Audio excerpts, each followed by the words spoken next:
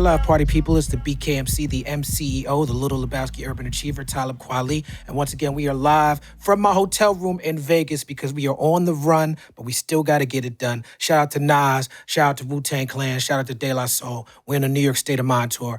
And we already interviewed Tash from Alcoholics here in this room. And the last thing he said when he walked out the door was he said, what happens in Vegas ends up on the internet. So being that what happens in Vegas ends up on the internet, we gonna have some stuff end up on the internet, some jewels and gems from this interview.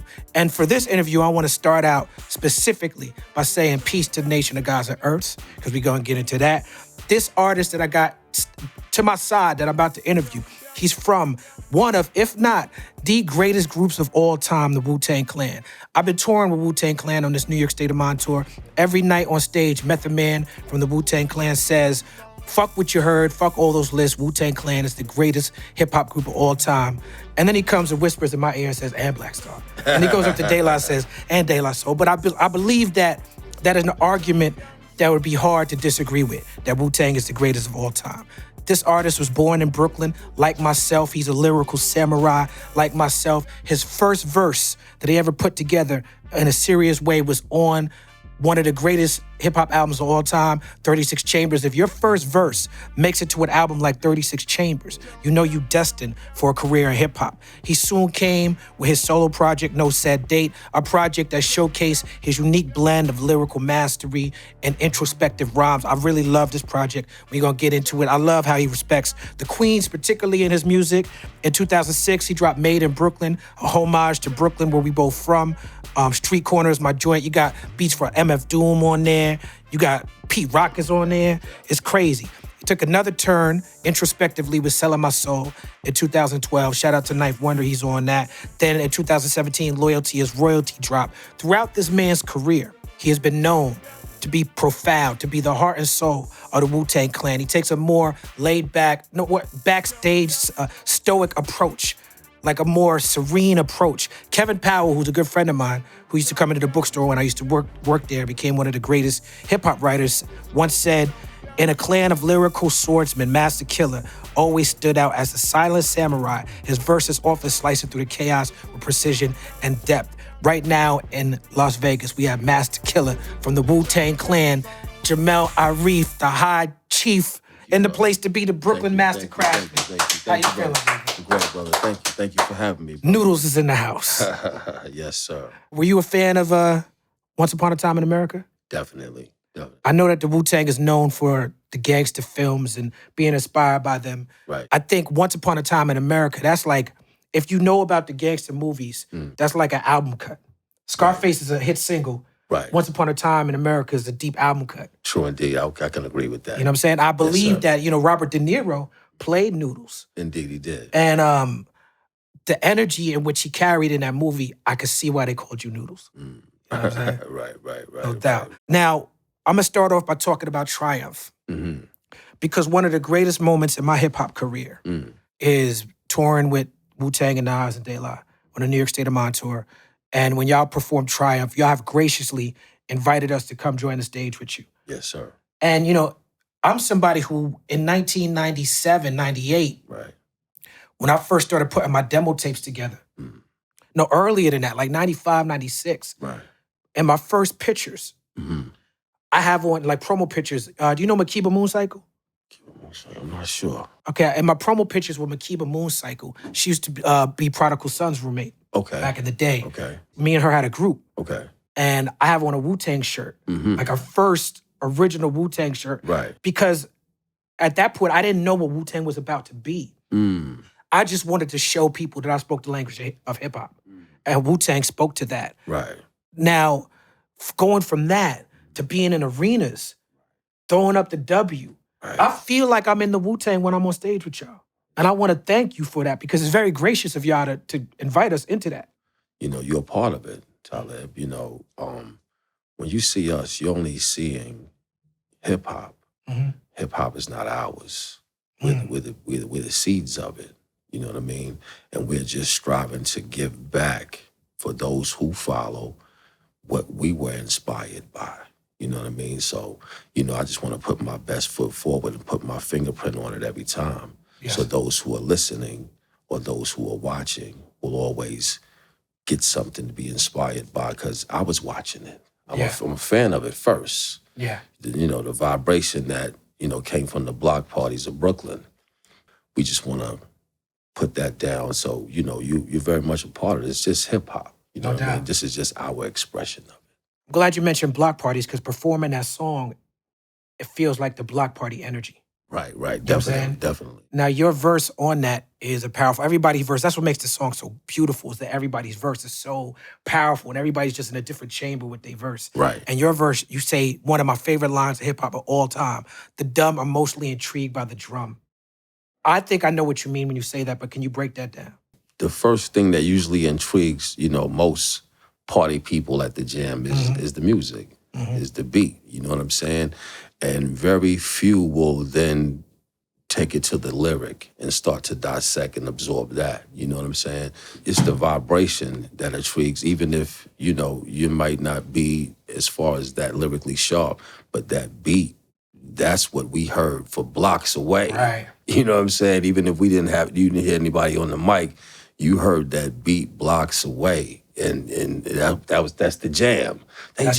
They jamming over wherever they jam. You know what I'm saying? And that vibration drew us all together. That's right. The name of my book that I wrote is Vibrate Higher. And the first chapter in the book is about just vibration and how people say, the vibes, and it's all about the vibes. Right. And how, this Japanese author, there's this woman named Wisdom Salah from Atlanta that's a friend of mine, a friend of David Banner's. She gave me a book about water back in the day that I read, and it was crazy. I'm trying to remember the name of the book as I'm talking to you.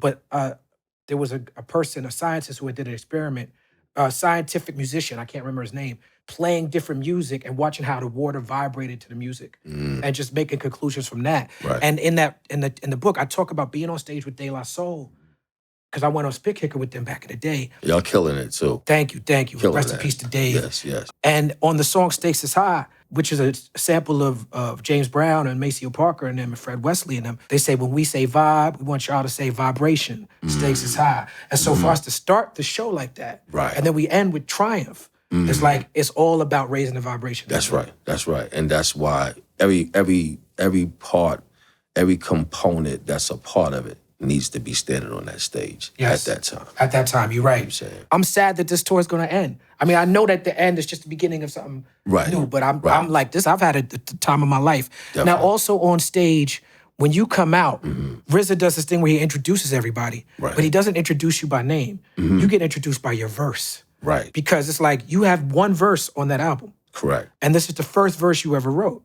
But the way that they set you up, it's like you're set up for us to pay attention to the words. You're introduced almost like a spoken word artist. And you don't do it to a metronome. You take your time and make sure the words hit and land and the people are ingesting the words of that verse. Right. And it's great for me to see, because I also come from a spoken word background, to see how the word on that arena stage where you said the dumb is mostly intrigued by the drum, we make space for the word. And I feel like your essence, our essence, is poetic. So it's not even about whether it was your first verse or your last verse. It's like, even if y'all was just standing up there doing nothing, that would be poetry. That's peace, brother. That's peace. I see that. And, for that part to be highlighted, first of all, there's no music when I come out. It's an a cappella session. So, I'm just thankful that I was inspired by what was around me as far as my family, for me to even write that. You know what I mean? 30 years later, if it's being received and heard and being respected, that's just a blessing, brother. Absolutely. Thankful for that. So we're going to talk about East New York just a little bit. Because when the East is in the house, oh my God. Shout out to J. Rue the Damager. Yeah, that's my brother. J. Rue is, he used to live in Berlin. He lives in Barcelona now. You used to work at McDonald's with J. Rue? Yeah. That's crazy. Yeah. Because y'all both super vegan now. Humble beginnings. Humble beginners. No doubt. Yes, I love sir. the overlap in what you call the Brooklyn chamber of the Wu-Tang Clan. Right. Which would be, even Raekwon was born in Brooklyn, right? Yeah, I mean. But he was Staten. He just. Right, he was, Shaolin dude. Everybody was kind of born other places besides Staten Island. But, Right.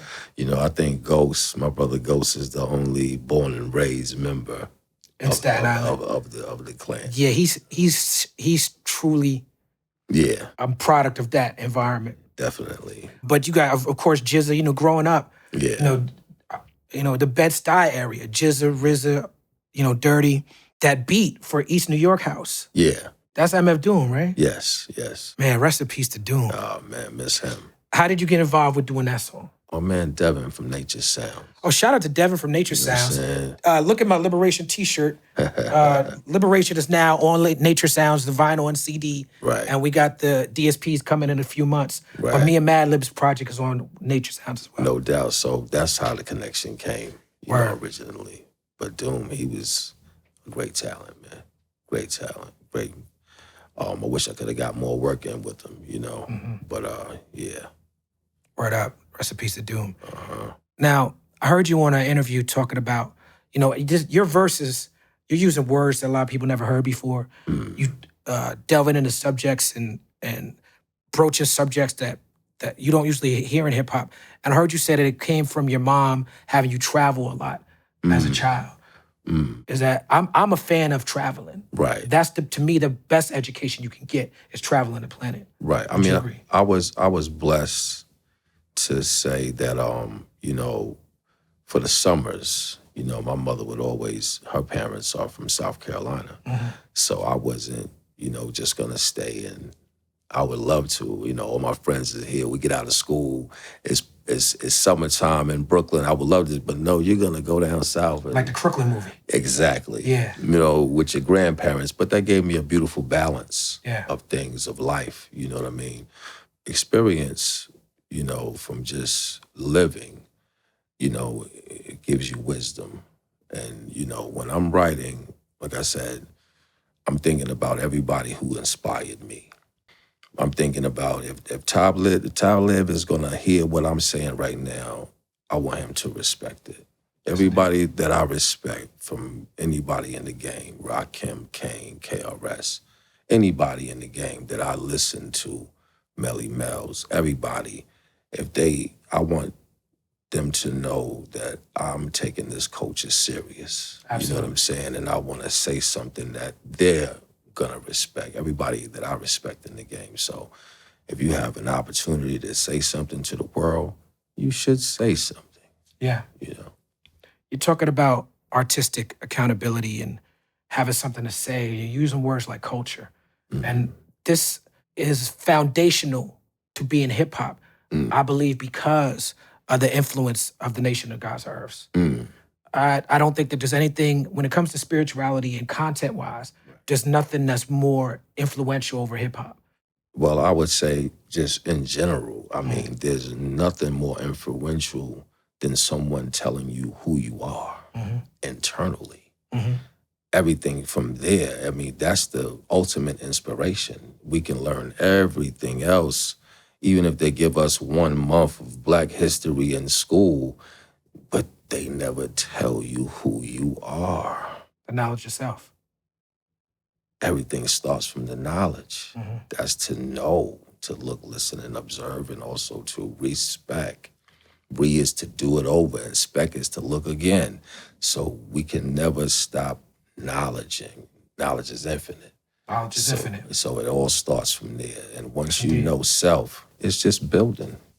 How did you first get hip to the 5% Nation, or Nation of God's Earth? You from Medina, you know we couldn't go nowhere without you gonna hear the truth. Right. Now when he says I'm from Medina, what he's saying is I'm from Brooklyn, for people who don't know. Right. But yeah, you're right. You know, everywhere. It was part of the landscape. Yeah, everywhere we went, you're gonna see someone building. You know what I mean? Now, the truth is for everybody, but everybody might not be for the truth.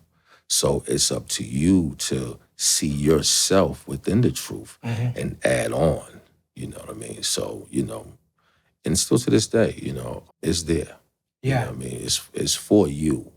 It's actually for you, but you have to see yourself in that. Correct me if I'm wrong when I'm talking about the history, but Clarence 13X was a student of Malcolm X, right? To my knowledge. And one thing that the Nation of Islam did and that happened with Malcolm is they weren't scared to deal with what people considered the bottom tiers of society. They were in the prisons, and dealing with people who was in the streets, like the people who had nothing. When it first started, the Nation of Islam and 5% was considered by other aspects of society to be street knowledge. And when you apply that to the Wu-Tang Clan and what, Jizza and RZA, how they started it and what it became, one of the greatest things about the Wu-Tang Clan is that it gives voice to people who dealt with the school to prison pipeline. It gives voice to people who dealt with the prison industrial complex.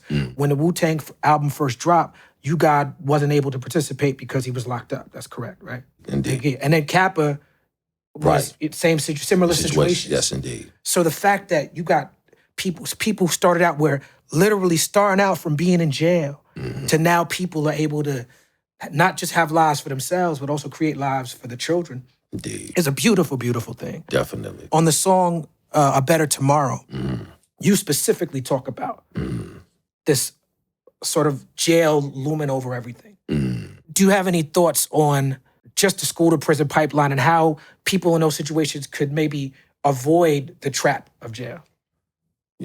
Growing up neighborhoods and things of that nature, I mean, unfortunately, you can just go through the system for sometimes for nothing. Yeah, I heard when Capadonna was locked up in that time when he was not on the Wu-Tang album, it was for something he didn't even do. Yeah, that's what I'm saying. Yeah. So sometimes, it's not even, because our decisions is what shapes and molds our lives.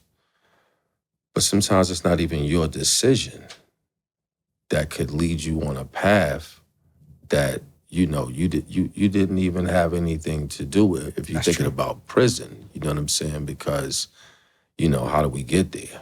You know what I mean? The people who are arresting us now, some people are doing things that are gonna have you go there. You know what I'm saying? If you're not, conducting yourself positively, then that may be a stop for you.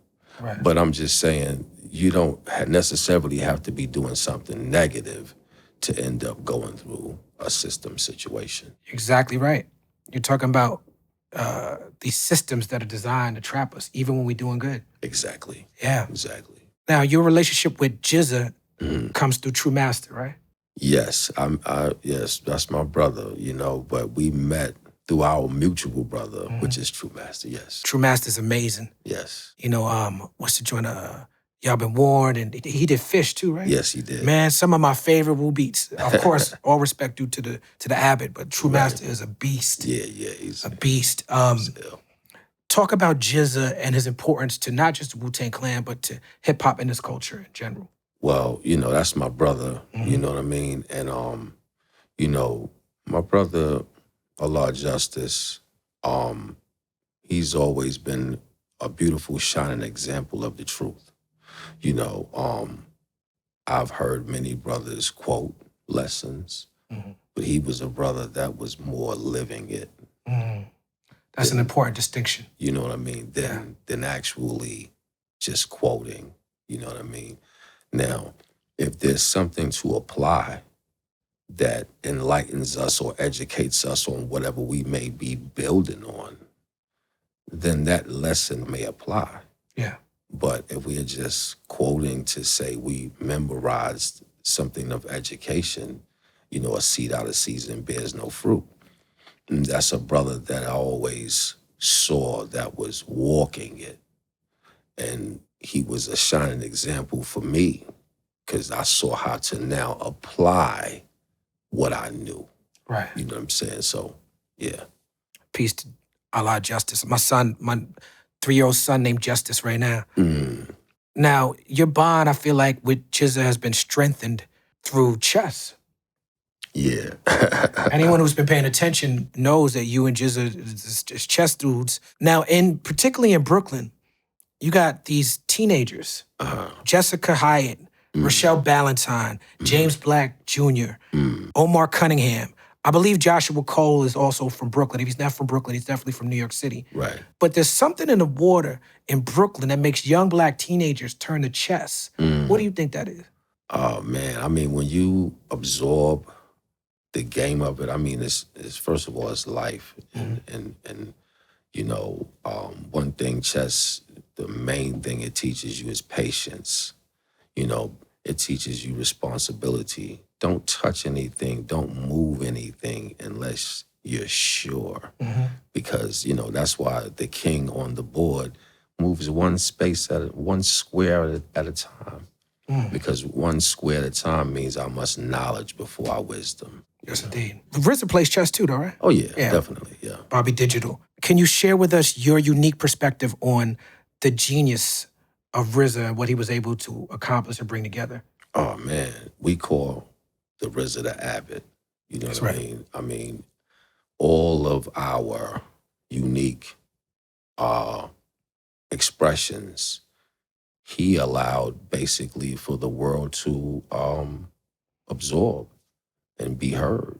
You know, it's through the Abbot's chamber that we all were birthed, you know what I mean, and to the world, you know what I mean, and very special brother, my brother, you know what I mean, and he kind of had the vision for the whole thing, and we all, you know, agreed, because that's the only way that you don't lose time searching for that does not exist.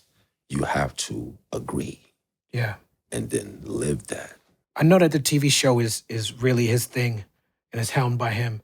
And the story that the TV show tells is that most impresses me is how people come from different types of perspectives and disagreements and arguments and all come together as brothers. Right. The Abbot has called you the key to Wu-Tang in an interview before.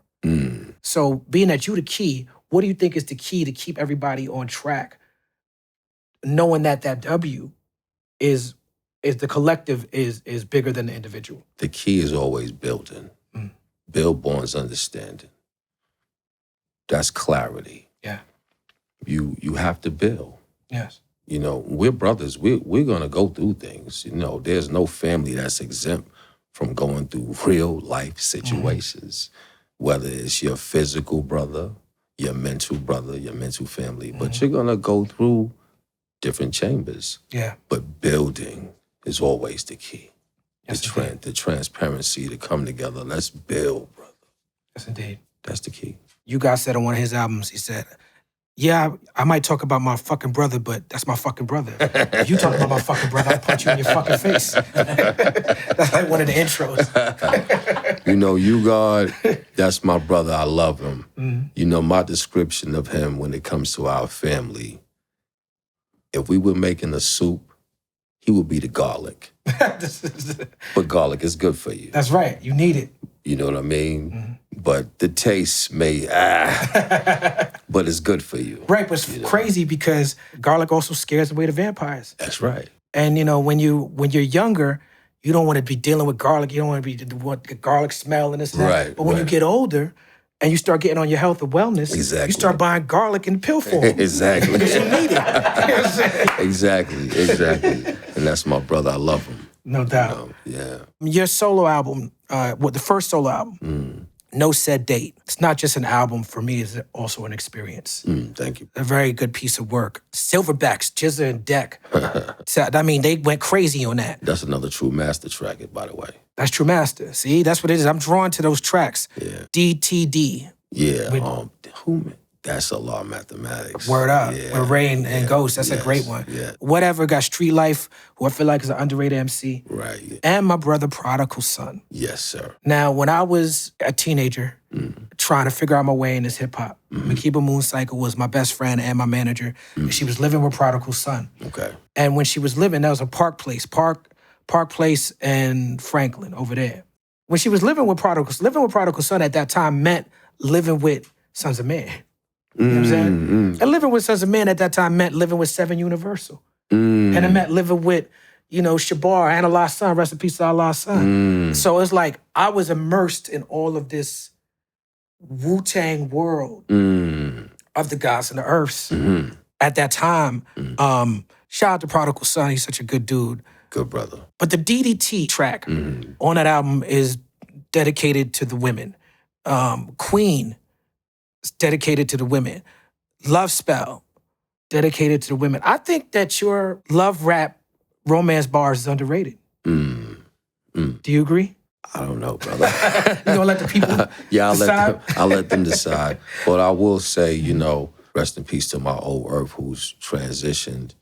But when you have an old Earth and you have aunties and you have a daughter and just women of your family that you respect. I respect all women of the world, but you must address them in a respectable manner because these are the people that I care about that's listening. Yeah. My auntie, still to this day, if I'm out of line, she's gonna get me straight. You know what I mean? Ma and Minnie, Ma and Evelyn, you know, it was a couple of years ago, Ma and Evelyn, she called me up and she said, nephew, you know, I love your work, but I don't want you using that N-word. You know what I mean? Right. I said, okay, auntie. You know what I mean? I didn't realize, you know, because I strive to keep it respectful. Yeah, elevation. I mean? For all listeners, you know what I mean? So, but, you know, just the women in my life, you know what I mean, I have high respect for. You know what I'm saying? It's crazy you say that because I haven't stopped using the N-word in my music and in my life. Right. But I have cut back drastically. Right. And even in my music, I try to write as free as possible. And I lay just a raw, guttural feeling. But then ever since really Eardrum in 2007, that's when I started this process. I go back and listen and make a judgment. Right. Do I need this N-word here? Right. Rarely, sometimes it creates a feeling it's a perfect, but most of the time, I didn't need it. Right. Most of the time, it was just a crutch to get to something else. Right. Right. So it's interesting that we get that from the women. We need the strong women in our lives to nurture us and to give us that part of the knowledge which we don't necessarily see because we sometimes compete. We could being competitive and we're trying to be aggressive because we got to go out there and get, not to say that women can't be hunters too, but we've been socialized to be the ones that have to go out there and get it. Right, true indeed. But I asked you about that because I pride myself on being able to do them love raps. Well, I challenged Drake, LL Cool J, any of them to take the Pepsi challenge from me. Right. You know what I'm saying? On the love bars. Pretty Birds with Halo. Right. There's some love raps. Right. On you know what I'm saying? Like the brothers is, you know. Doing what they do. But we need some more aggressive rhymes. We need to do another track. I would love that. Yeah, before you leave, I want to maybe see if I could play you that one that Ghost was talking about. Right. But being that we have another couple shows together, we got the engineer Federico here. Okay. I'm set up, the way I roll, I'm set up to record at any time, anywhere you want to come. So if you get the spark or the inspiration, just hit me up. We'll roll up to wherever you at. Let's make it happen. Let's do record it. All right. I want to delve deep into this particular song because this song, you have a couple of records and verses that feel very autobiographical to me because we from the same age, we cut from the same cloth, and we are raised in the same parts of the world. We have a lot of similar experiences. Like, I know that we relate on just an air-like level, but I don't know if you know how similar our experience is. You know, and I don't think I knew until I started researching you beyond what I already knew for this interview. Right. Listening to the record School for Made in Brooklyn. First of all, Made in Brooklyn is a great album. It's got that Michael Levin's Good Time. Right. You know what I'm saying? Right. Because I'm black. Right. Like, yo, you know what I'm talking about, right? Yeah. That when I heard that, I like, and the guy, or what's his name, Ralph? His name Ralph Carter? Yes. Plays Michael Levins? Yes. It's a Brooklyn dude. He's a Brooklyn? He's a Brooklyn dude. I didn't even know that. And when I was working at Inkiru Books, which I now, shout out to Leothi Miller Owens and Adelaide Miller Owens. I worked at Inkiru Books. I used to do poetry readings there. And then it went under because couldn't afford the rent on Flatbush Avenue. Right. And so now I have Inkiru Books online at qualityclub.com, my website. You can come to my website and buy books. Nice. But when I used to work at the bookstore, he used to come in the bookstore and buy books for me. Dope. So I don't know if he's from Brooklyn. Right. But I know he definitely lived there for years. Okay. And so just growing up on Good Times with that connection to him. Right. And hearing that on your record, it drew me right in. But to the record School, banging on the lunchroom tables. Yes. This is how I started my MCing. I went to Brooklyn. You named all these high schools. I went to Brooklyn Tech. You didn't name Brooklyn Tech. I didn't say Brooklyn Tech? No, you ain't say Brooklyn Tech. Wow. You said all the schools I went to try to bag girls.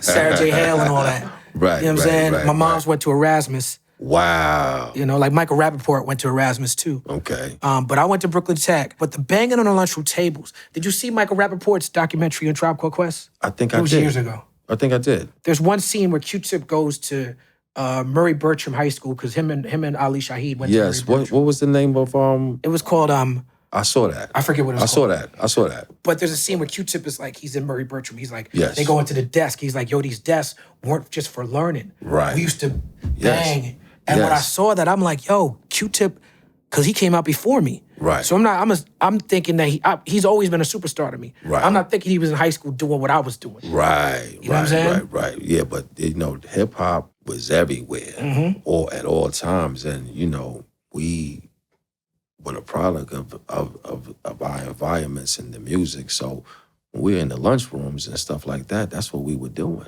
Yeah. You know what I mean? And it's like I wasn't even rhyming then, but I always was around the atmosphere. But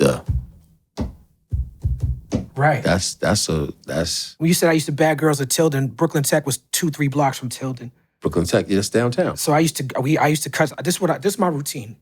I would get up in the morning, say bye to my parents, going to school now. Right. Go to the homeroom. Brooklyn Tech had 5,000 kids, so it's easy for them to just get missing in the sauce. I would check in for homeroom. Right. Here. Right. And then slide. And then slide. Oh, you was doing the coolie high out the back door. Yeah, and then you say in the song, right? Got the walkie-talkie from the dean and all that. Like that triggered me. Right. That brought me back because I remember hearing that crackling, being in the staircase with the blunt ashes. Right. And then you hear the walk. Oh, the dean. Right. We had Dean DeBenedetto. He was the football coach. He's like a famous Brooklyn football coach. But he used to chase me around that fucking school. Then in the movie Juice, when you see them all run out the school, that was my life. Same thing. Same like the coolie high. Yeah. Coach chasing them. Yeah. Cutting out, getting chased. Same thing. I used to go to McDonald's right there downtown at Nevins and Flatbush. Okay. And we would bang on them tables. Right. And then Brooklyn Tech had 4 different lunchrooms, north, south, east, and west. Okay. So we do that for the morning and we go back for lunch. Right. And then there's 4 different lunch periods. You spend the first lunch period in north, second lunch period in south, third lunch period in east, fourth lunch period in west. And then that's at like, 1, 2 o'clock. Then we all leave and go to my house. I was a latchkey kid. You know what I'm saying? Right. And we have a hookie party in my house, drinking 40s and whatnot. Right. It was crazy. Those are the days right there. Me and True Master actually went to high school together. Okay. I went to East New York, and then I went to Franklin K. Lane. Yeah. You know what I mean? So, yeah. You know the vibes? Those beautiful days. Now, we're going to stick with Made in Brooklyn. Wu-Tang obviously is for the children.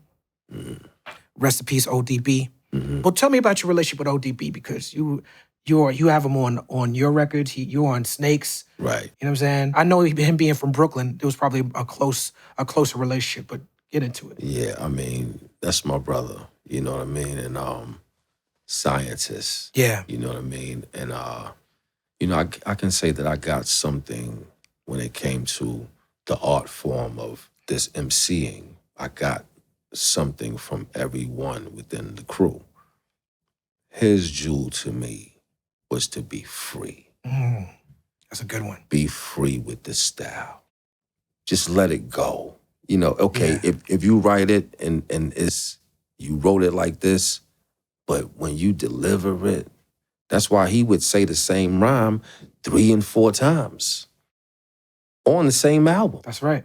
And you might didn't catch that it was the same exact rhyme. Got the styles. Because his style was free. No father to it. No father to it. Yeah. Indeed. Speaking of no father to it, shout out to the young dirty bastard. Right. This man is a superstar. Right. What he's doing on stage is really beautiful because he's not just doing an impersonation of his father. It's not even an impersonation. Right. It's more of the essence. Yes. And but he's also bringing his own star quality to it. Yes, indeed. That's our nephew, and it's such a beautiful thing to see him there. Yeah. Like I couldn't, because there's no replacing us. But to see his young God there, I couldn't think of anyone better to be there. You know what I mean? In that space for what his father has already laid down. Yeah, God is real like that. Yeah, it's beautiful. One of the first nights on the tour, it's been hard on De La. Just losing Dave. I love my brothers De La, man. Yeah. I'm so happy that they're a part of it. You're here, you're a part of it because, sometimes it's, they say it takes a village, it takes a nation. You need that when it comes to the healing of, because, it's nothing like losing a member. That's your brother. Yeah. You know what I mean? It's beyond. It's deeper as family. Yeah, it's beyond the music. So I'm happy that they're there so we can all put our arms around those brothers and let them know that, it's universal love. That's the whole key to everything, brother, That's why, there's no face to it. We're a universal body, universal family, man. You know what I'm saying? And that's priceless, man. Yeah. You know what I'm saying? And like I said, I'm happy that those brothers are there. Yes, indeed. So we can, that's a part of the healing, man. Yes, indeed. And of course, it's always about the babies. I started talking about Dirty because that's what he said. On the future, no set date, is that your seed? Yeah, that's my seed and my nephew, Elijah's seed. Yes. Right. And then in Made in Brooklyn, you got the Then and Now. That's correct. And that should be my seed, Elijah's seed, Young Prince. And Power seed. Yes. Peace to Power. Yes. That's a good dude right there. No doubt. More than once, you have put the seeds on the record. On my new album with Madlib, Liberation, get the T-shirt. Both of my children, who are now adults, are rhyming on it. That's big. And they be barring me out. Right. Like I have to go back and revisit my bars after I hear my kids rhyme. Right. That's dope. So I know why it's important to me, but I want you to break down why it's important to you to not just build for the seeds in terms of having a foundation for them for their future, but also to have them involved in the music. Well, they grew up with, loving the music and always just engulfed in it. So, me being in the studio and having my nephew with me, my son with me, that's just really another day at the office. Yes. And now I'm going to give y'all an opportunity to do what I see y'all do every day. You know what I mean? And to record that and make it a part of my project, I'm really just doing what I do naturally, man. You know what I'm saying? That's incorporating the family and keeping it tight, man. No doubt, no doubt. So being that we're in Vegas, I want to shout out Corrupt.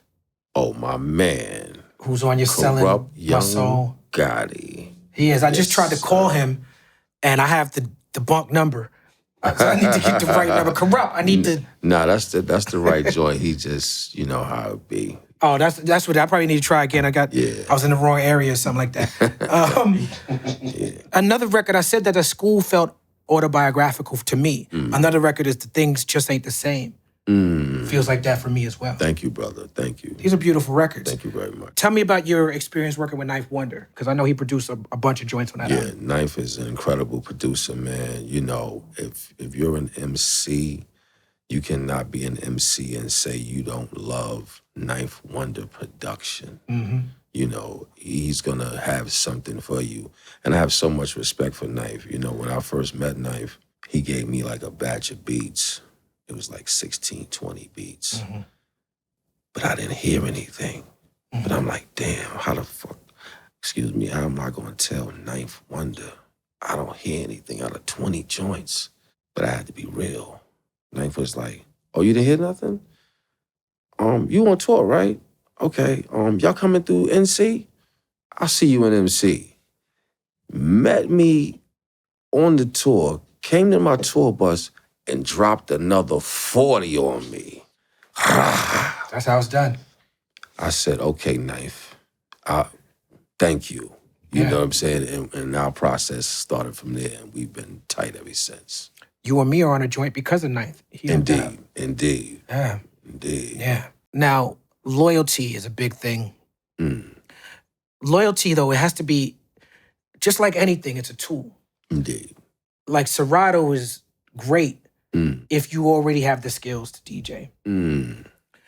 Loyalty is great if you're dealing with knowledge yourself. And if you're loyal to something that's right and exact. Because people sometimes be loyal to some nonsense.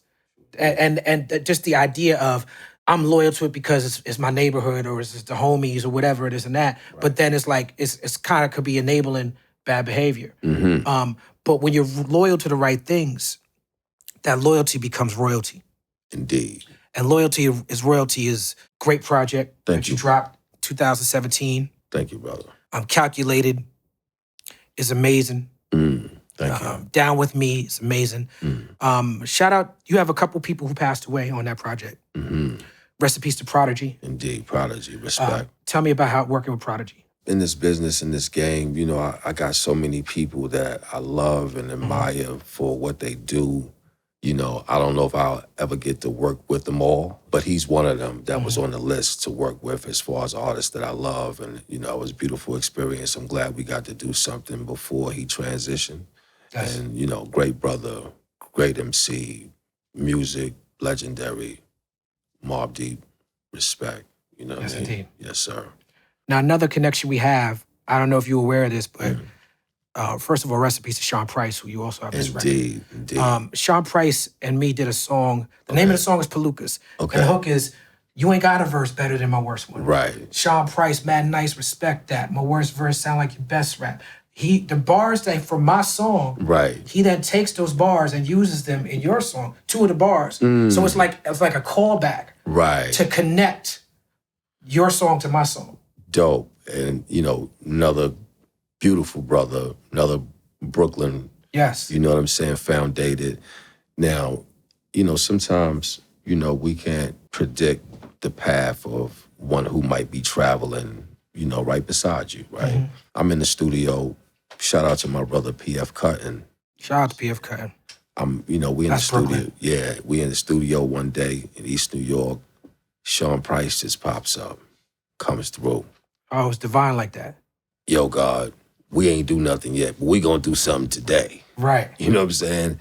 And I'm so happy that he did, because, you know, that is a song on my album before he transitioned back to the essence of life.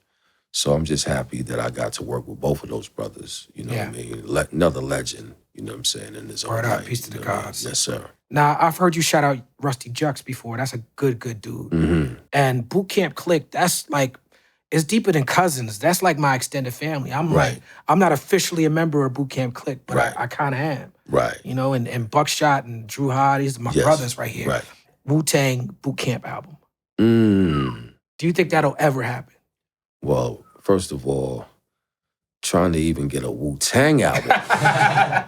Right, 2014 was the last one. You know what I mean? So to pull that off, that would be incredible. I might need to try to A&R that.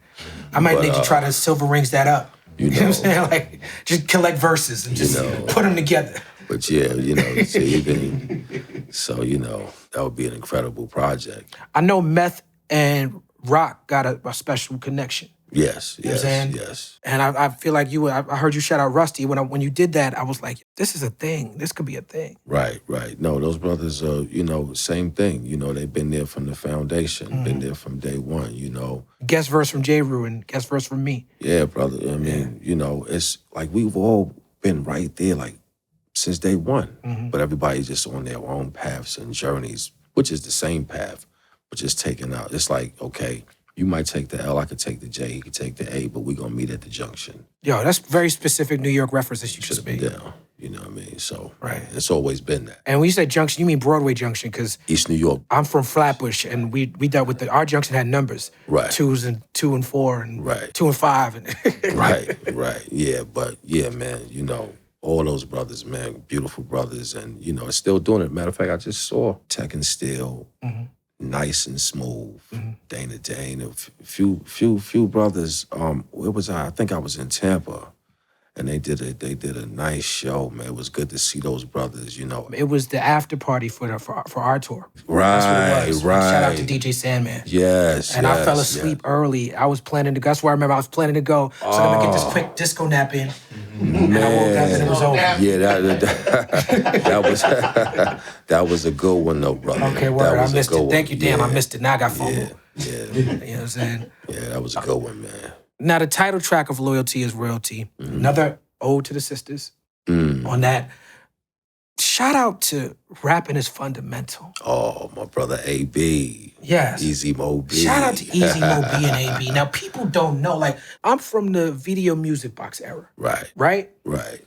I don't know your age, brother, but I'm assuming we the same age, around the same age. Indeed. I remember, you know, there's certain things that just stick out that you only know about if you was there. That's right. And nowadays they say if you was outside, but we wasn't outside. We was outside, but then we'd run inside at 4 o'clock to catch the Video Music Box. Indeed. And I remember like seeing the Broadway State Prison Lifers group on Video Music Box. Okay, right. And Ralph McDaniels would play like the Neville Brothers. Thank you, Sister Rosa. Right. And he would make sure that he would have not just whatever the hot record was, but he would have some cultural. The underground. Yeah. Yeah, definitely. And what Easy Mo B, and this was Easy Mo B is known mostly for his work with Bad Boy and work with Biggie. Mm-hmm. But before then, they used to play this Rapping is Fundamental video. Right. And then niggas used to be like, rapping is fundamental. Right. And it blew my mind because hip hop was still developing. Mm-hmm. And they had the doo-wop group energy with the soul, with the Easy Mo B beats, they from Uptown, right? No, Brooklyn. They from Brooklyn. Yeah. Okay, that makes sense. Uh-huh. With that swag, like I didn't pay attention to what happened with them brothers. You know what I'm saying? I know that Easy Mo B kept going and he became more famous. Yeah. But to hear them doing that Rapping is Fundamental vibe on your project in 2017, I didn't know that they were still active like that. Yeah, the brothers are still active. AB still doing this thing. Easy Mo still doing this thing. We got some new works in the making that the people get to be blessed with in the very near future. One of my favorite Wu-Tang tracks is Take It Back. I think Easy Mo was involved in that one too. Okay. Yeah. Okay. And I didn't know that until touring with y'all. I'm like, listen, going back and visiting the catalog. Right. Like, well, who produced, who added on with this one and that one? Right. And RZA is the foundation of the album, but there's a couple of sprinkles of Easy Mo B on there. And I was like, I didn't even know that he was involved to that level. Yeah, Easy Mo's been, he's always been there, always been, influential. That's another brother I actually met with my brother True Master. You know what I'm saying? Just So True Master's like the plug. Yeah. I mean, he was very active within the hip hop industry. Yes, accurate name. These brothers that we're speaking about all resided in Brooklyn. No doubt. Shout out to Bedford-Stuyvesant. Yes. Thank you for taking your time. Your time is valuable, it's precious, and I honor it and I respect it. Thank you, brother. What's next for Masta Killa? What you got on the horizon? Oh man, we just gonna continue to build, brother. Yes, we're just gonna continue to add on. If they say 50 years is the anniversary of this hip hop music thing, man, and we have 30 years of that 50. It's like, man, I'm humbled by that. And we are still here. We are still relevant. We just want to continue to build and add on, brother. You know what I'm saying? And everything else will take care of itself, brother. The People's Party is proud to have Masta Killa. Thank you, brother. Thank you. Yeah.